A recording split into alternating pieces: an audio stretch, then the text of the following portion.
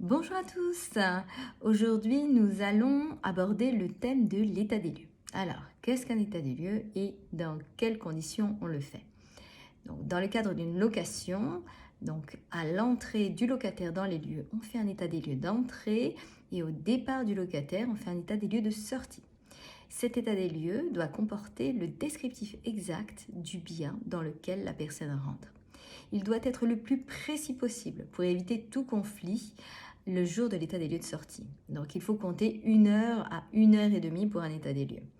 Donc on doit indiquer des éléments importants, l'identité du propriétaire et l'identité du locataire, le nombre de clés qui sont communiquées, il faut tester les clés, il faut relever les différents compteurs, compteur eau, électricité, gaz, prendre toutes les références et transmettre par la même occasion le nom de l'ancien locataire ou de l'ancienne personne qui a demeuré dans le logement pour que le locataire puisse faire ses demandes auprès des services administratifs nécessaires pour pouvoir habiter dans le logement dans de bonnes conditions.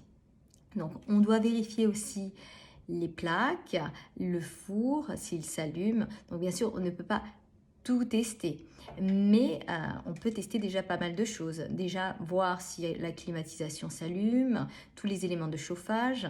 Donc par la même occasion, on explique aux locataires qu'il y a des contrats d'entretien qui sont obligatoires.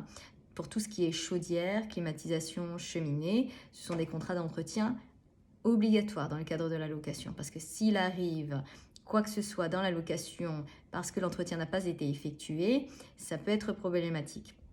Donc on doit décrire le bien et toutes les pièces du bien une par une et tester un maximum de choses. Le jour de l'état des lieux de sortie, on doit refaire la même chose. C'est-à-dire que s'il y a eu des anomalies à l'entrée, sauf si elles ont été réparées entre-temps, on va les définir aussi à l'état des lieux de sortie. Parce que ce qui va être important, c'est la différence entre l'état des lieux d'entrée et l'état des lieux de sortie. Donc si on a marqué que, j'en sais rien, un meuble, c'est un meublé est détérioré, si on le marque à l'entrée, si on le marque à la sortie, il ne faut pas s'inquiéter. Ça ne veut pas dire qu'il va y avoir une remise en état ou que financièrement, le locataire va être pénalisé. C'est souvent l'inquiétude des locataires. Et c'est pour ça qu'on se doit d'être très vigilant sur les explications, parce que les locataires ont toujours l'inquiétude de ne pas récupérer leur caution. Donc effectivement, le jour de la signature du bail, on prend une caution équivalente à 1 mois de loyer dans le vide. Et dans le meublé, ça peut être 1 mois, mais ça peut aussi être plus, selon l'estimation de la valeur des biens dans le logement. Donc, c'est à l'état des lieux de sortie, après avoir fait l'état global de l'appartement, on définit s'il y a eu des détériorations. Attention, si la personne est là depuis 10 ans, l'appartement a vieilli. Vous ne pouvez pas pénaliser votre locataire parce que l'appartement a vieilli. C'est-à-dire que s'il y a des traces sur le mur parce que la personne a frotté un meuble sur le mur, ce n'est pas de la vétusté. Attention, parce que ça, par contre, on peut imposer au locataire de repeindre les murs par rapport à ça. Mais par contre, si c'est de la peinture blanche qui a vieilli, qui a jauni parce que la personne y est depuis 10 ou 15 ans, on ne peut pas lui faire repeindre parce que le bien a vieilli naturellement. Donc c'est vrai que c'est pas évident à déterminer. Moi, savoir que quand il y a une personne qui est restée des années dans un bien, il faut s'attendre à avoir quand même quelques travaux avant qu'elle parte. Donc c'est le jeu. Je ne pense pas que ce soit nécessaire de pénaliser la personne. Après, on peut toujours lui demander de faire des travaux, mais elle est quand même restée un certain nombre d'années. Donc, elle a participé malgré tout au paiement du bien immobilier. En règle générale, les propriétaires sont plus tolérants.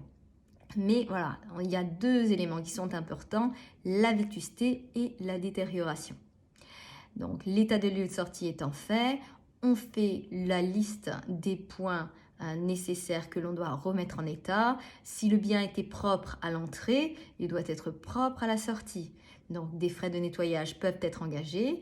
Donc, si le locataire n'a pas fait le nécessaire le jour de l'état des lieux de sortie, on ne lui laisse pas les clés. On ne peut pas, parce qu'à partir du moment où on a fait l'état des lieux de sortie, on doit récupérer l'intégralité des clés.